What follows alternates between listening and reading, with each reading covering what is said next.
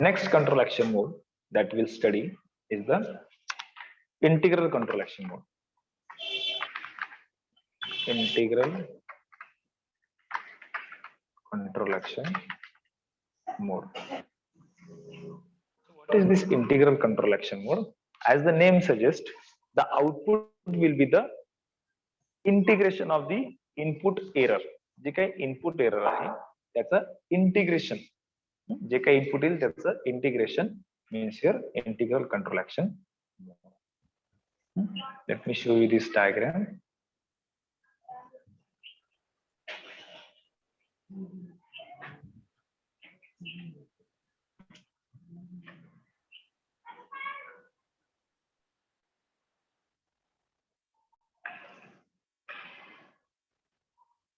So as you can see, this integral control action mode.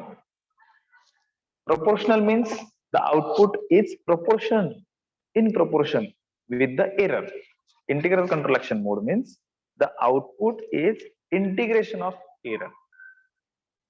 जे काही input error signal आहे त्याचं integration केल्यानंतर जे आउटपुट मिळेल त्याला आपण इंटिग्रल कंट्रोल ऍक्शन मोड असं म्हणू शकतो. ओके,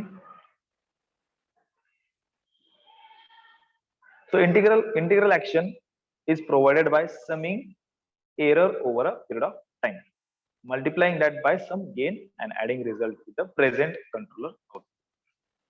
म्हणजेच काय बघा, सपोज ही तुमची एरर आहे. बघा मी पुन्हा ड्रॉ करतो इथे. ही तुमची एरर आहे, एक कॉन्स्टंट एरर जनरेट होते, बरोबर. तर आउटपुट अशा केसमध्ये कसं मिळणार ते बघा. इनिशियली इनपुट एरर इथपर्यंत 0 आहे, तरी पण तुम्हाला काहीतरी आउटपुट मिळेल, ज्याला आपण काय म्हणतो, जसं इकडे ई ऑफ 0 होतं, ई ऑफ 0. ई ऑफ 0 म्हणजे काय, output Wien error is 0. Similarly इथे पण आउटपुट 0 असताना एरर काहीतरी व्हॅल्यू असू शकते, आउटपुट काहीतरी व्हॅल्यू, इनपुट एरर 0 असताना आउटपुट काहीतरी व्हॅल्यू असू शकते. So that is nothing but your input offset value. Okay, so when input is 0 there is still presence of some output. आता एवढ्या इन्स्टंट ऑफ टाइम मध्ये म्हणजे ह्या पिरियड मध्ये तुमचं इनपुट काहीतरी चेंज झालेलं आहे, त्याच्यामुळे तुमचं आउटपुट मिळणार आहे असं, बरोबर. लाईक प्रोपोर्शनल कंट्रोल ऍक्शन मोड. आता या सेकंड इन्स्टंट ऑफ टाइमला परत इनपुट 0 नाहीये, म्हणजे काहीतरी व्हॅल्यू आहे. मग आता इथून पुढे आउटपुट जे असेल ते प्रिव्हियस 2 व्हॅल्यूजची ऍडिशन असेल. ही फर्स्ट व्हॅल्यू, ही second value. So output will be like this. Again at this instant of time means in this third value the output will be addition of the first value and the second value. Okay, output will be like this. So at every instant of time previous output and current input is added, then output is generated. जे की तुमच्या proportional मध्ये तसं नव्हतं. Present इनपुटला जे काही error असेल त्याच्यानुसार आउटपुट जनरेट होतं, पण इंटिग्रल कंट्रोल ऍक्शन मोड मध्ये प्रिव्हियस आउटपुट जे काही तुमचं जनरेट होतंय त्याच्यामध्ये करंट इनपुट ऍड करून तुमचं आउटपुट हे जनरेट होतं.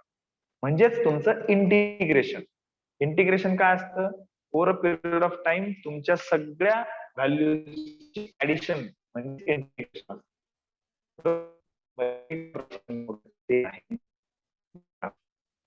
जर प्रोपोर्शनल कंट्रोल ऍक्शन मोड असते सिम्युलर साठी, प्रोपोर्शनल कंट्रोल ऍक्शन मोड मध्ये काय झालं असतं, जर सपोज तुमची ही एरर आहे तर तुमचं आउटपुट जे आहे, आउटपुट तुमचं कॉन्स्टंटली असं लिनियरली वाढलं असतं, बरोबर. हे झालं तुमचं प्रोपोर्शनल साठी. पण इंटिग्रल साठी तुमचं आउटपुट ह्या इन्स्टंटला असं पुन्हा ऍडिशन, पुन्हा ऍडिशन, पुन्हा addition. So the rate of change of output is larger in case of integral control action. Rate of change of output is larger as compared to the proportional control action mode. असं का झालं, कारण की proportional मध्ये जे काही current error आहे त्याच्या प्रोपोर्शन मध्ये आउटपुट जनरेट होतं, पण इंटिग्रल मध्ये पहिली जी काही एरर जनरेट केलेली आहे त्याच्यामध्ये पुन्हा प्रिव्हियस इनपुटचं सगळ्या इनपुटचे ऍडिशन होऊन पुन्हा आउटपुट हे जनरेट होतं. करंट इनपुट वर डिपेंड प्रिव्हियस आउटपुट आणि प्लस करंट इनपुट याची ऍडिशन होऊन ते आउटपुट जनरेट होत असतं. So this is your integral control action mode. So if the error makes random exertion above and below the zero, the net sum will be zero. म्हणजेच काय, जर suppose अशा पद्धतीचं इनपुट असतं,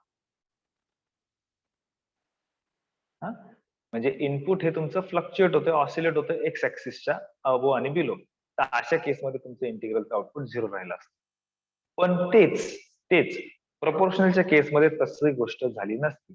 तुमचं आउटपुट इन्क्रीज झालं असतं, डिक्रीज झालं असतं, इन्क्रीज झालं असतं, डिक्रीज झालं असतं, इन्क्रीज झालं असतं, डिक्रीज झालं असतं.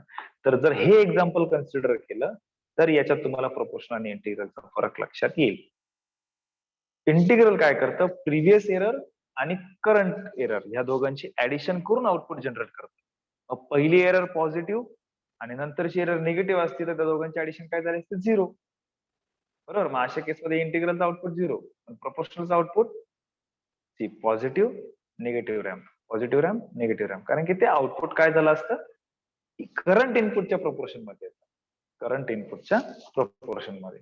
So this is the important thing between integral control action mode and proportional control action mode. Okay. So mathematically you can say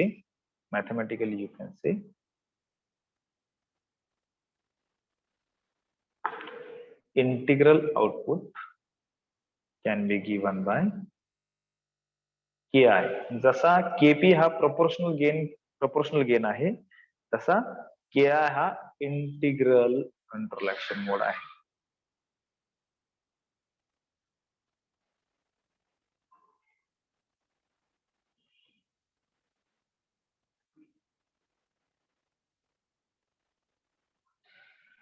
E of t dt plus P of zero. P of zero का देतोय आपण इथे बघ, जसं इथे output error zero असताना काहीतरी output present असेल, similarly when integral control action mode is there and when input is zero there is still some presence of output. That output is nothing but P of zero. Controller output when integral action starts, म्हणजे बघा जसं इथे input zero असताना काहीतरी output present होतं, so that is nothing but P of zero. And obviously current input is E of T आणि त्याचं integration over period of time zero to T. So I is equal to K I integration zero to T E of T D T plus P of zero. So this is your integral control action mode. So its advantage is that it provides high control output at one particular point of time. म्हणजे error generate झाली तर next error generate होईपर्यंत output proportional पेक्षा जास्त fast पद्धतीने तो देऊ शकतो आणि त्याचा रिस्पॉन्स टाइम पण खूप क्विक आहे as compare to your proportional control action mode. Okay, it's disadvantages are still some disadvantages are there. You cannot use integral control action mode as a single controller. Integral controller हा कुठल्याही system मध्ये single integral controller म्हणून use करता येत नाही. This is the drawback of integral control action mode. Okay, so these are the two control action modes that we have seen, proportional control action mode, integral control action mode. So integral control action mode, it is very simple that output is integration of error signal. If error is not present, there is some still output is present. That output is denoted by P of zero. Ki is your integral control action mode gain. जसा KP होता की तुमचं input one error one असेल तर output तुमचा to आला, म्हणजे त्याचा गेन टू झाला. एरर टू असेल तर आउटपुट फोर असेल जर केपी टू असेल तर, म्हणजे गेन ने मल्टिप्लाय करतो आपण त्या एररला. Similarly, this integration output can be multiplied with Ki to generate the output I, integral control action mode I. Is it clear? Is it clear?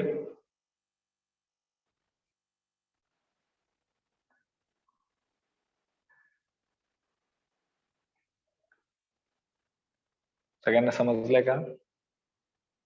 Rutuja, Prathamesh, Nilesh, Pranab, Darshana.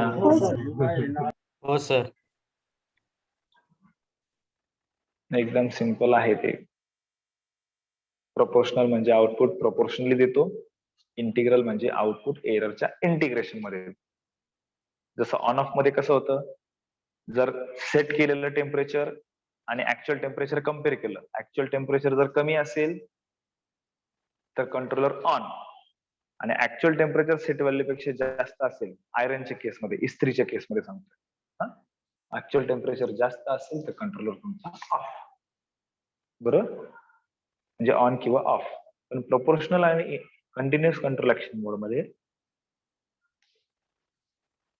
Continuous control action मोड मध्ये तसं होत नाही.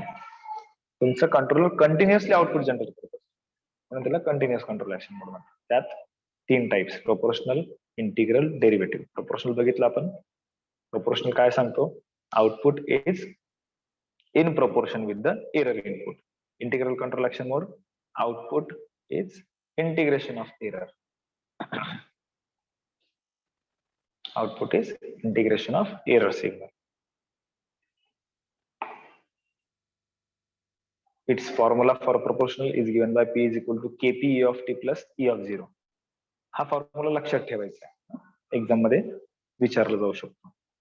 इंटिग्रलचा formula आहे I is equal to Ki integration 0 to t E of t P of 0.